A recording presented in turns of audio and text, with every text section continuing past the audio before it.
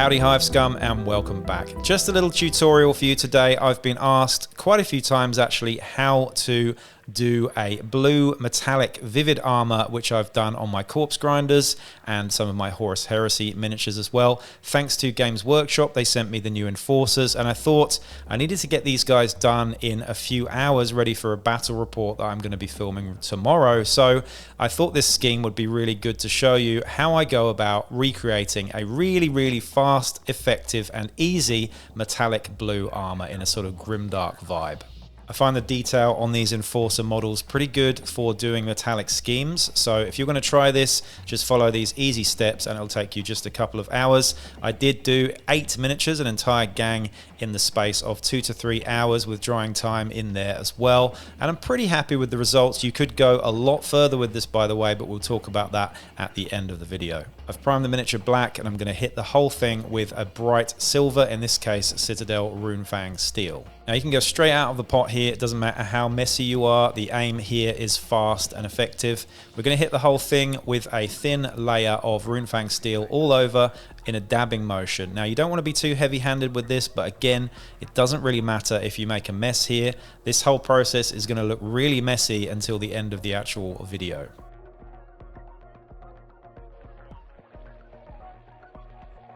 Don't worry if you can't get into all of the creases and crevices, that is the point. We're building up a volumetric metallic highlight here. The beautiful thing about makeup sponges is they apply paint really smoothly, and if you go over the same area lots of times, it will smooth out and blend things in really nicely. This is what they're designed for. They are designed for blending makeup. When applied to paint, the same process applies. Now I don't have an airbrush, but if I did have an airbrush, I'd still prefer using the makeup sponges. I think these are just fantastic and they've changed the way that I paint, making things super fast. I've nearly painted up 3,000 points of Warhounds for Horus Heresy with this exact scheme, by the way. It is really quick and really effective. As you can see, I've hit all 8 of these Necromunda enforcers with this bright silver. It looks pretty crap at this point, but don't worry, trust the process, we will get there. The areas that I couldn't get to with the sponge, I have left. It does not matter at all. These will be the shadows and the entire thing will make sense by the end of the video. If you've gone too heavy in parts, it's absolutely fine. Here on the leader, underneath his cape, I don't need to get the legs at all. The legs are going to be in shadow anyway. Don't worry about catching every single little detail. Now for the fun part. I'm going to mix Talassar Blue, which is a Citadel contrast paint, with some medium here in a 2:1 ratio. First things first, make sure you go with the medium on a clean brush before you apply the blue. If you go from blue to medium, of course, you will taint your medium. So start with the medium, clean the brush off, and then add the blue afterwards into a palette. Here I'm going with 4 drops of medium to 2 drops of Talassar Blue. The exact ratio is completely up to you. On my Horus Heresy Warhounds, for example, I did go with a slightly more watered down version, but this, I wanted a nice, vivid mid-police blue.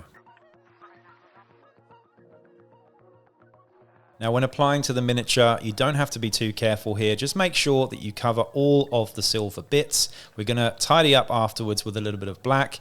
But yeah, if it pulls anywhere, just make sure you pull it around so that everything is a fairly even coat all over. You might get some areas that are darker than others. That's absolutely fine. A little bit of variation in contrast is totally fine and looks decent when the model is finished. So as you can see, I've applied the Talassar Blue mix over all of the silver parts on these 8 enforcers. They're looking pretty cool. I'm pretty happy with the blue on cops. It makes sense for cops to be blue. As you can see though, there's a variation in contrast on some of these. There are a few areas where it has pulled a little bit too much, but not to fear, there are other processes going into this afterwards. Now for some regular base coats. We're going to go with Corvus Black for all of the fabrics on the miniature, so all of the trousers and arms and the coat on the leader. We're then going to go with some Dryad Bark for all the leather straps, and then after that we're going to hit all the metals with some Heavy Metal by Army Painter. Corvus Black is really nice. It is not as dark as Abaddon Black. It is actually just a very dark grey, and the highlight colour for this would be Eshin Grey, which is just a step up in terms of a highlight. We're not going to go too crazy with highlights today. This is a speed paint job, so we're really only using one highlight on the entire miniature in all areas, in fact. But I'm just taking my time with a fairly small brush here to get all of the areas that I went over with silver here that should be black.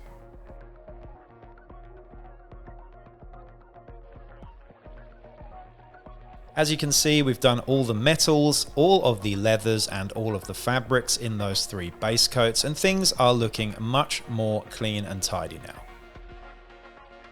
What looked pretty messy and horrific now looks almost passable.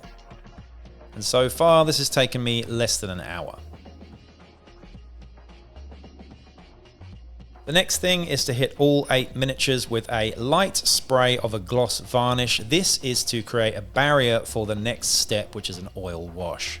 As you can see, the miniature is now nice and shiny, and this just adds further shininess and depth to that metallic color.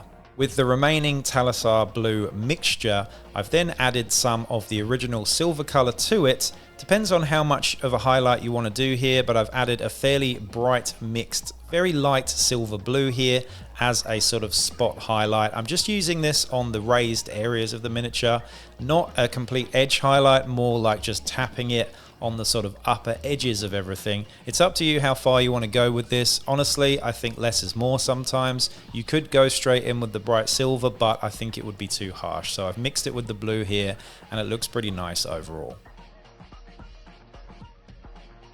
Just taking my time with a small brush to add some highlights to areas that I think really need them. Again, just the edges of pauldrons, the edges of shoulder pads, and underneath eye sockets and things like that. Rivets as well are something you should pay attention to.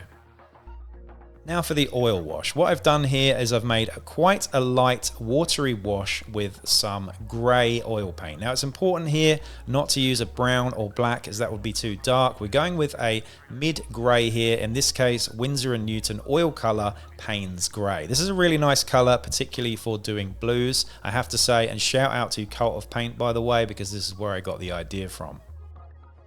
Now this is kind of more of a pin wash. I'm using a small clean brush here, and I'm just tapping it and covering the areas and moving the oil wash around where I want it into all the creases and recesses.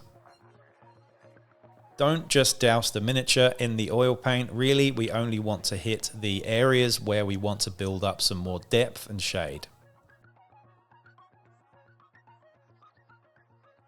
Take your time here, but you can always go back and do another one if it isn't looking dark enough for you.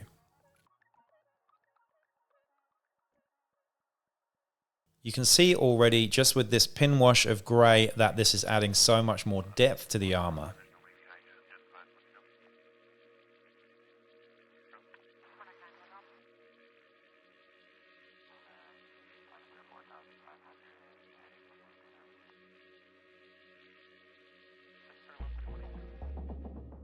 Normally I'd wait for the oil wash to be entirely dry, and you probably should, but I'm doing a really quick speed paint here. Now I'm going to do all of the metals, which by the way haven't touched the oil. If they had, it might be a problem. I'm going to hit all the metals now with a coat of Rattling Grime. The reason why I love Rattling Grime is it's basically a sort of thicker contrast paint version of Agrax Earthshade. It's just a thicker, darker version of Agrax Earthshade, and I really like it over metals. I like my metals to look really dull and boring and uninteresting, so there you go. I don't want the metals or anything else on the miniature to detract from the effect the armor has here. So all of the guns, all of the pistols, and all of the metal details, which there aren't too many of on these miniatures, will be coated in the Rattling Grime. And you can see this is a really nice, dirty brown color that adds so much nice, sort of realistic metallic detail to those metal areas. I've also done some bronze details on a couple of these miniatures, and I'm also hitting these with the same Rattling Grime.